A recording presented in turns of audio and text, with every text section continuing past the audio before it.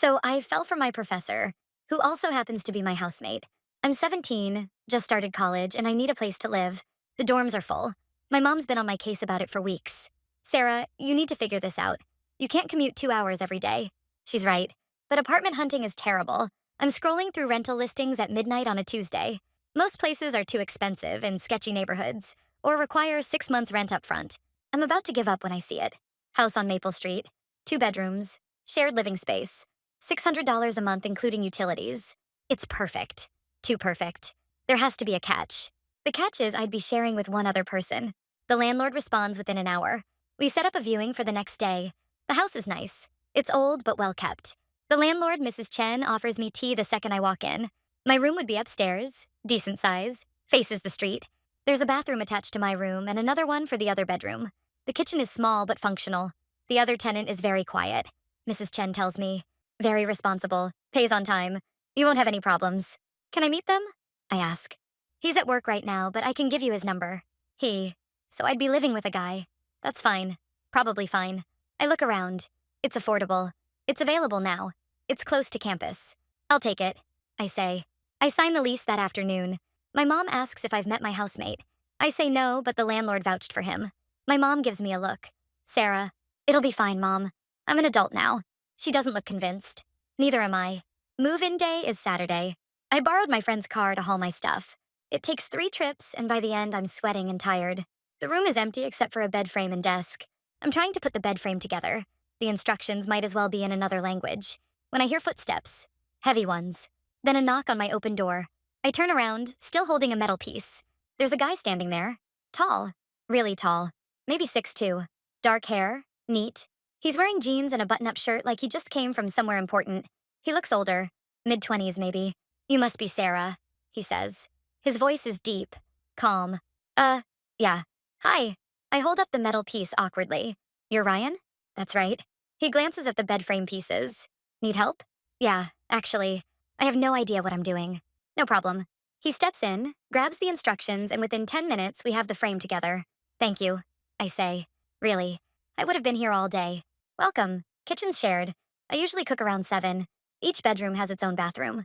That's great. Thanks. There's a pause. Not awkward exactly, but not comfortable either. I'll let you get settled, Ryan says, and goes back to his room. His door closes with a soft click. I look at the assembled bed frame, then at his closed door. That was nice of him. The first week is weird. Ryan and I are like ghosts living in the same house. He leaves early, before I'm awake. I hear his alarm at 6 a.m., the shower, the front door closed by 6:45. He comes home late, usually after 8. When we cross paths, it's just polite nods and small talk. How was your day? Good. Yours? Fine. He goes to his room. I go to mine. Sometimes I hear him moving around, but mostly it's silent. I mention it to my friend Jess at coffee. My housemate is like a ghost. Maybe he's a vampire, she says, completely serious. He's home during the day on weekends. A ghost, then. He's just private. Doesn't talk much. Doesn't ask questions. It's kind of weird, but also kind of nice. No drama. Give it time, Jess says. Everyone's weird at first. Then comes my first day of actual classes. I have my schedule printed out because I don't trust my phone's battery. My first class is at 9 a.m., Introduction to Psychology. The professor seems nice. My second class is at 11, Contemporary Literature. I've been looking forward to this one. I like reading. The course description mentioned modern novels and short stories, analysis of narrative techniques. I get to the lecture hall 15 minutes early. It's a decent-sized room, maybe 50 seats. I pick one in the middle. Other students trickle in. Everyone's doing that first day thing where we're all trying to look casual but are clearly anxious. 11 a.m. The door at the front opens. Ryan walks in. My Ryan. My housemate Ryan. Except he's not walking to a seat. He's walking to the front. He's got a bag and papers and he's writing on the board. Professor Ryan Mitchell. Contemporary Literature. Office hours, TBA. I stop breathing. This isn't happening. This can't be happening. But it is. Because Ryan, my housemate who makes coffee at 6 a.m. and nods at me in the hallway, is now standing at the front of the lecture hall. Good morning, everyone. I'm Professor Mitchell. Welcome to Contemporary Literature. His voice is different here. More confident. Professional. He's talking about the syllabus, expectations, texts we'll be reading. I'm not hearing any of it. My brain has shut down. Then his eyes sweep across the room and land on me. There's a moment, just a second, where his expression changes. Surprise, recognition, and maybe something else I can't quite read. Then it's gone. He looks away, continues talking, completely professional. I sit there for the entire 50 minutes in a state of silent panic. When class ends, I grab my stuff and practically run out of there. I don't look at Ryan. Can't look at Ryan. I just need to get out before I do something embarrassing like pass out or cry or both. I make it to the campus coffee shop and order something with way too much sugar. My hands are shaking as I pull out my phone. I text Jess. Emergency. Call me. She calls within 2 minutes. What happened? Are you okay? My housemate is my professor. Silence. Then, I'm sorry, what? Ryan. My housemate Ryan. He's Professor Mitchell. He teaches my lit class. Jess, I'm going to die. Oh my god. I know. What are you going to do? Drop out of college. Move to another country. Change my name. Sarah? I'm serious. This is the worst thing that has ever happened to me. Jess, to her credit, is trying not to laugh. Okay. Deep breath. It's fine. You're both adults. You can handle this. I'm 17. You're an adult in college. Same thing. I don't think it is. Look, Jess says. Just talk to him. Set some boundaries. It doesn't have to be weird unless you make it weird. I groan. It's already weird. Then make it less weird. I spend the rest of the day avoiding going home. I go to my other classes, hang out at the library, get dinner at the dining hall. By the time I finally make myself go back to the house, it's almost 9. Ryan's car is in the driveway. Of course it is. I walk in as quietly as possible, trying to sneak up to my room. Sarah? I freeze. Ryan's voice is coming from the kitchen. Yeah? I call back. Can we talk for a minute? No, absolutely not. Sure. I walk into the kitchen. Ryan's at the table with a cup of tea. He looks tired, and maybe a little worried. Sit, he says, gesturing to the other chair. I sit. This feels like I'm about to get in trouble, except I didn't do anything wrong. I think. So, Ryan starts. Today was unexpected. Yeah, you could say that. I had no idea you were enrolled in my class. If I had known. What? You would have warned me? Told me to drop it? No, I would have prepared better. For both of us. He runs a hand through his hair. Look, I know this is awkward, but it doesn't have to be a problem. It feels like a problem. It's not. His voice is firm but kind. We're both adults. We can handle this professionally. There's that word again. Adults. Everyone keeps saying I'm an adult, but I don't feel like one right now. How? I ask. How do we handle this? Simple boundaries. In class, I'm your professor. You're my student. I treat you like any other student. No special treatment, no avoiding you. Here at home, I'm your housemate. We keep those two things completely separate. You make it sound easy. It can be, if we both commit to it. He pauses. Unless you want to drop the class. I'd understand if you did. I think about it. The class actually seems interesting, and I already paid for it. And if I drop it now, I'd have to explain why. And that would be even more awkward. No, I say. I'll stay in the class. You're sure? Yeah. I mean, we can try the boundary thing. See if it works. Ryan nods slowly. Okay, then we try it. Okay. We sit there for a moment in silence. It's not quite comfortable, but it's not terrible either. For what it's worth, Ryan says. I'm glad you're in the class. You seem like you'll be a good student. How can you tell? You barely know me. I pay attention. He takes a sip of his tea. You're organized. You showed up early. You actually had the textbook with you on the first day. Trust me, that's more than most students. I feel my face warm a little. Oh, thanks. Don't thank me. Just keep it up. He stands, picks up his mug. I have papers to grade. Let me know if you need anything. Ryan? He turns back. Yeah? Thanks for talking about this. And for being cool about it. He almost smiles. We're housemates, Sarah. We have to be able to talk to each other. Right. Yeah. He goes to his room, and I'm left sitting in the kitchen, feeling slightly less panicked than before. Maybe this can work. Maybe. The next few weeks are interesting. In class, Ryan is Professor Mitchell. He's professional, engaging, smart. He lectures about narrative structure and character development and all these literary techniques that I've never really thought about before. He asks questions, encourages discussion, makes us think critically about what we're reading. And I find myself actually participating, raising my hand, answering questions, sometimes even challenging his interpretations, which probably makes me that student. But he never seems annoyed. If anything, he encourages it. Interesting point, Sarah. He'll say, can you expand on that? Or, I hadn't considered that angle. What do you think, class? It's weird, but in a good way. Like we have this dynamic in class that's completely separate from home. At home, things are different. We're settling into a routine. I learned that Ryan drinks black coffee in the morning, always. That he leaves for campus by 7 a.m. on class days. That he comes home around 6 p.m. most nights, sometimes later if he has office hours or meetings. We start talking more. Not about class. Ryan's firm about that boundary, and honestly, I appreciate it. But about other stuff. Movies, music, life in general. One night I'm making dinner. Pasta, nothing fancy. And Ryan comes into the kitchen. Smells good, he says.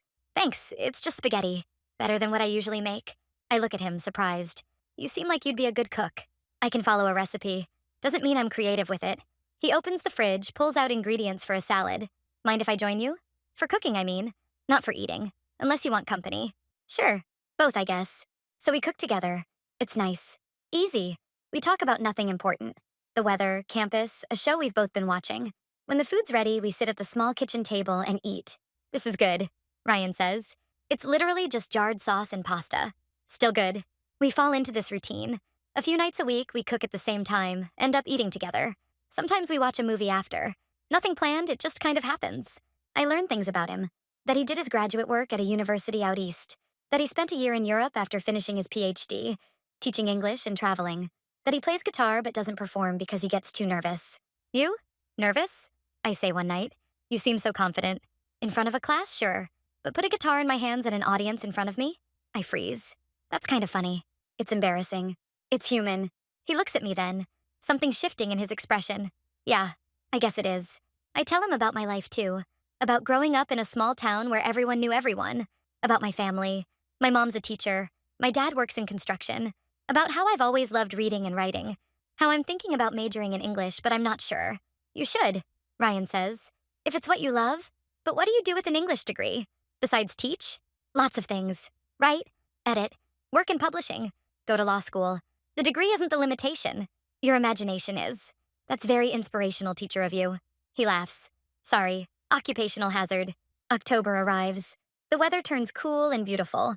All those fall colors that make campus look like a postcard. I'm walking to class one day when Jess catches up with me. Hey, stranger. Hey, what's up? I haven't seen you much lately. You hiding from me? No, just busy. Classes are kicking my butt. How's the living situation? Still weird? I think about it. Actually, no, it's good. We worked out the boundaries thing. It's fine. Fine? Jess gives me a look. Just fine? What? Nothing. It's just, you talk about him a lot. I do not. Sarah, last week you spent 15 minutes explaining his interpretation of the story we read. Before that, you told me about how he makes really good coffee. And the week before? Okay, I get it. I feel my face heating up. We're housemates. We talk. That's normal. Uh-huh. What's that supposed to mean? Nothing. But she's grinning. Just be careful. Careful of what? You know what? I don't ask her to elaborate. I don't want to hear her say it out loud. Because the truth is, I'm starting to notice things about Ryan. Things I shouldn't be noticing. Like how he pushes his hair back when he's thinking. How he has this small smile when he's amused but trying not to show it. The way his voice changes when he's passionate about something. Gets deeper. More animated. I notice that he's kind. Patient. That he listens when I talk. Really listens. That he never makes me feel stupid. Even when I say stupid things. I notice that when we're sitting in the living room together, both reading, I feel more peaceful than I have in years. And I hate that I'm noticing these things. Because nothing can come of it. He's my professor. He's 26. He probably sees me as some kid who needs help putting furniture together. One night in late October, we're both in the living room. I'm supposed to be writing an essay for my history class, but I keep getting distracted. Ryan's on the couch with a book, completely absorbed. What are you reading? I ask, giving up on my essay. He shows me the cover. Some literary fiction I haven't heard of. Any good? Interesting. Experimental structure. Not sure how I feel about it yet. For class? Research. I'm working on an article. About what? He hesitates, then, narrative unreliability in contemporary fiction. That sounds complicated. It is, but interesting. Can I read it when you're done? Ryan looks surprised. You'd want to? Yeah. I mean, if that's okay. Sure. I'd appreciate a fresh perspective, actually. We fall into silence again. I manage to write a few sentences. Then, Sarah? I look up. Yeah? You're doing really well in class. I wanted to tell you that. My face warms. Thanks. I mean it. Your insights are sharp. You think critically. It's impressive. Oh, thank you. Really. He smiles. A real smile, not the small one. And goes back to his book. I stare at my laptop screen, heart beating too fast. This is bad. This is so bad. November hits and suddenly I'm drowning in work. Midterms, papers, projects. I have 3 exams in 1 week and 2 papers due the week after. I'm running on coffee and 4 hours of sleep a night. Ryan notices. Of course he notices. One night I'm at the kitchen table at 1 a.m., surrounded by textbooks and notes, trying to write an essay for my political science class. I'm so tired I can barely see straight. I hear footsteps on the stairs. Ryan appears in the doorway in sweatpants and an old t-shirt, looking half asleep. You okay? He asks. Fine. Just working. He looks at my setup. The chaos of papers, the cold coffee, my laptop showing a mostly blank document. When's this due? Tomorrow. Today. Whatever. Have you slept? I'll sleep when I'm done. Ryan's quiet for a moment. Then he goes to the kitchen and I hear the kettle. A few minutes later, he sets a mug of tea next to me. Drink this. And take a breath. I don't have time. Sarah. His voice is gentle but firm. Take a breath. I do. It's shaky. Okay, tell me what the paper's about. The Electoral College. Why it exists, arguments for and against it. It's supposed to be 8 pages and I have barely 2. What have you written so far? I show him. He reads it, nods slowly. Your thesis is solid. You just need to organize your arguments better. What are your main points?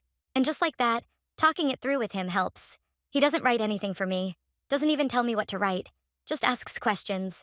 Helps me clarify my thinking. Half an hour later, I have an outline. It's almost 2 a.m. and I'm exhausted, but I can see the shape of the paper now. Thank you, I tell him. Really? You didn't have to do that. I know. He pauses. You're working too hard, Sarah. Don't burn yourself out. I'm fine. You're running on fumes. When's the last time you ate a real meal? I can't remember. Yesterday? That's what I thought. He stands up. Get some sleep. Finish the paper tomorrow. You'll write better rested. But, trust me, a few hours of sleep will help more than staring at your screen all night. He's right. I know he's right. Okay, I say quietly. Good. He picks up the tea mug. I didn't drink any. See you tomorrow. I watch him go back upstairs, and something in my chest aches in a way I don't want to examine. The next 2 weeks are a blur. I'm studying constantly, barely sleeping, living on caffeine and stress. But I get through it. My exams go okay. My papers get turned in on time. And through it all, Ryan's just there. He doesn't hover or lecture me about self-care, but he makes sure I eat, brings me snacks when I'm studying, reminds me to take breaks. One night, I fall asleep on the couch with my history textbook on my chest. I wake up a few hours later with a blanket over me. Ryan's blanket from his room. I don't mention it the next morning. Neither does he. December arrives with finals week looming. Campus is a mess of stressed students and desperate studying, but I feel more prepared than I expected. Ryan's class final is an essay, analysis of one of the novels we read. Our choice. I pick the one that affected me most and spend a week on that paper. Not because I have to, but because I want to. Because I actually care about what I'm saying. I turn it in on the last day of class.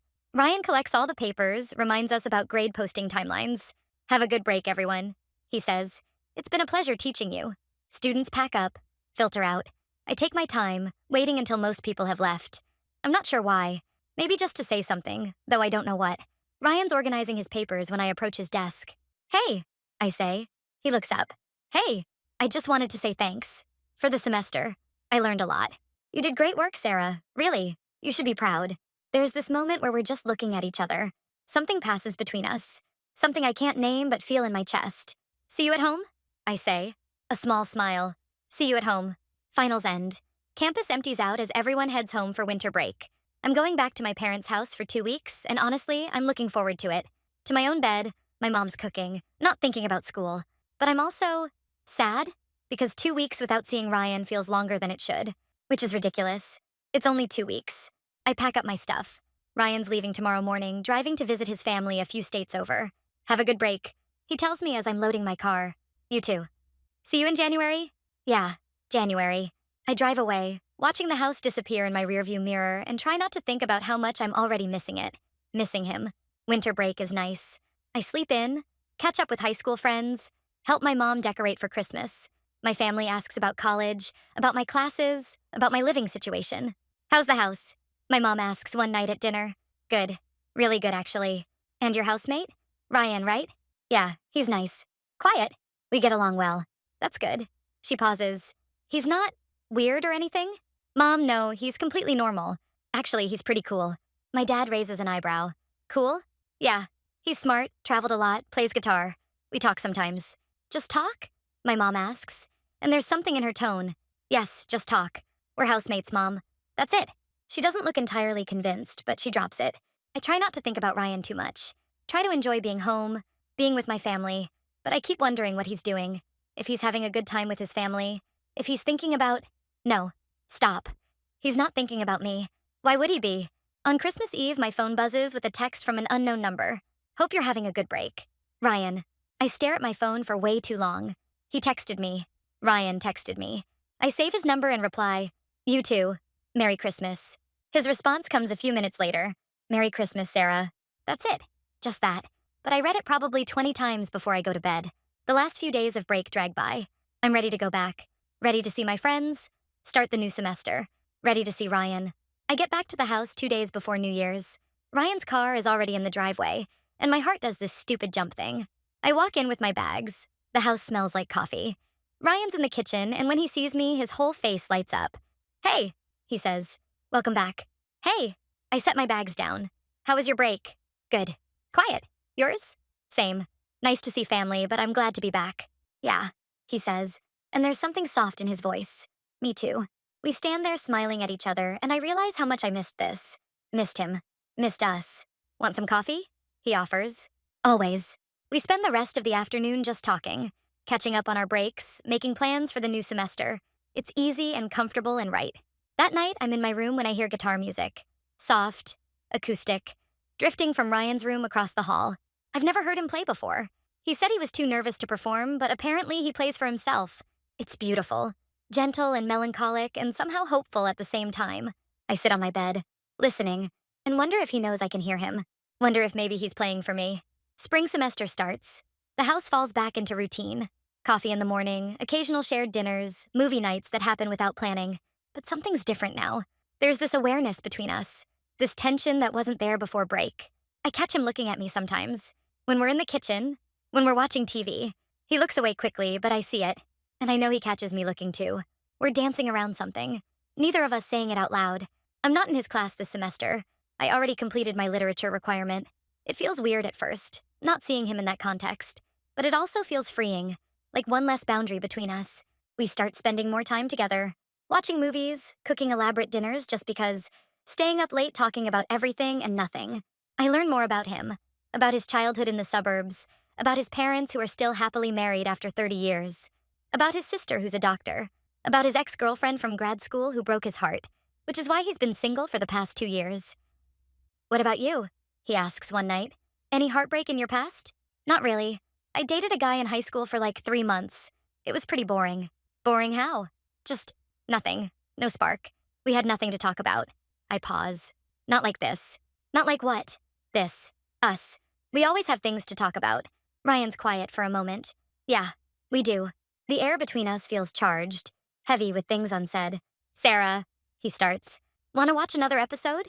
I interrupt because I'm not ready for whatever he was going to say. He hesitates, then nods. Sure.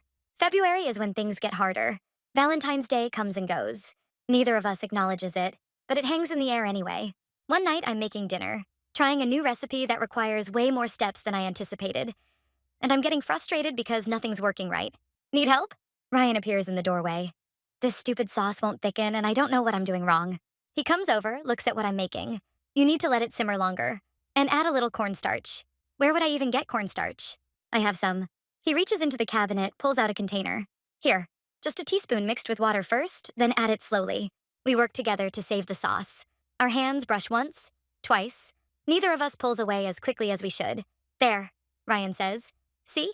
Perfect. I look up at him. We're close. Really close. I can see the flecks of green in his eyes, the slight stubble on his jaw. Thank you, I whisper. You're welcome. We stay like that for a beat too long. Then Ryan steps back, clears his throat. I have papers to grade. Right. Yeah. He leaves, and I'm standing in the kitchen with my heart racing, wondering what just almost happened. March arrives. My 18th birthday is on the 15th, and I don't make a big deal about it. Tell a few friends, plan a low-key dinner with Jess and some classmates from my writing course. The dinner is nice. We go to this Italian place off campus, eat too much pasta, laugh too loud. For a few hours, I don't think about Ryan or the weird tension between us. I just enjoy being 18, being with friends, being young and stupid and happy. When I get home, it's almost 10. The house is quiet, but Ryan's car is in the driveway. I walk into the kitchen and stop. There's a small wrapped package on the table with a card that has my name on it.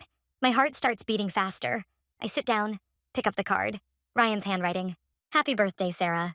Hope 18 treats you well. R. I open the package carefully. Inside is a book, a first edition of my favorite novel, the one I mentioned once, months ago, in passing during one of our late-night conversations. He found a first edition, which must have cost way more than he should have spent on me. He remembered. I'm staring at the book when I hear footsteps. Ryan appears in the doorway, looking uncertain. You're back, he says. Yeah. I hold up the book. Ryan, this is too much? No, it's perfect, but you didn't have to. I wanted to. He leans against the doorframe. Did you have a good birthday? Yeah, really good. I stand up, still holding the book. Thank you. Seriously, this is the best gift I've ever gotten. I'm glad you like it. We're standing close again. That same charged energy from before. Ryan, I say quietly. Yeah? I need to tell you something. He tenses. Okay. And you can say no and we'll forget I ever said anything, but Sarah, I kiss him. It's quick, impulsive, barely more than a press of lips. When I pull back, my face is burning. I'm sorry, I shouldn't have. But then he's kissing me back. Really kissing me. His hand comes up to cup my face, gentle but sure. And it's soft and perfect and everything I didn't know I needed. When we break apart, we're both breathing hard. I I start, but I don't know how to finish. I've wanted to do that for months. Ryan admits, his voice rough. Really? Really. But I couldn't. You were my student and you were 17 and I didn't want. I'm 18 now. I know. He touches my face again, thumb brushing my cheek. I know. So what does that mean? I don't know. He sounds torn. This is complicated, Sarah. I'm your professor. Was your professor. You're 18. People will judge. It could cause problems for both of us. I don't care about any of that. You should care. Your reputation, your education. Ryan. I grab his hand. I don't care. I just care about this. About us. He looks at me for a long moment and I can see him fighting with himself. We should think about this, he says finally. Not rush into anything. Make sure this is what we both want. I already know what I want. Sarah. But okay. We can think about it. Take it slow. Whatever you need. He exhales slowly. Okay. Slow. Okay. But neither of us moves. We're still standing close, still holding hands. I should go to bed, I say. Not moving. Yeah. Ryan agrees. Not moving either. Then he leans down and kisses me again. Slower this time. Deeper. When we finally pull apart, we're both smiling. Good night, Sarah. Good night, Ryan. I go to my room, close the door, and lean against it, heart racing. This is happening. This is really happening. And I've never been more sure of anything in my life.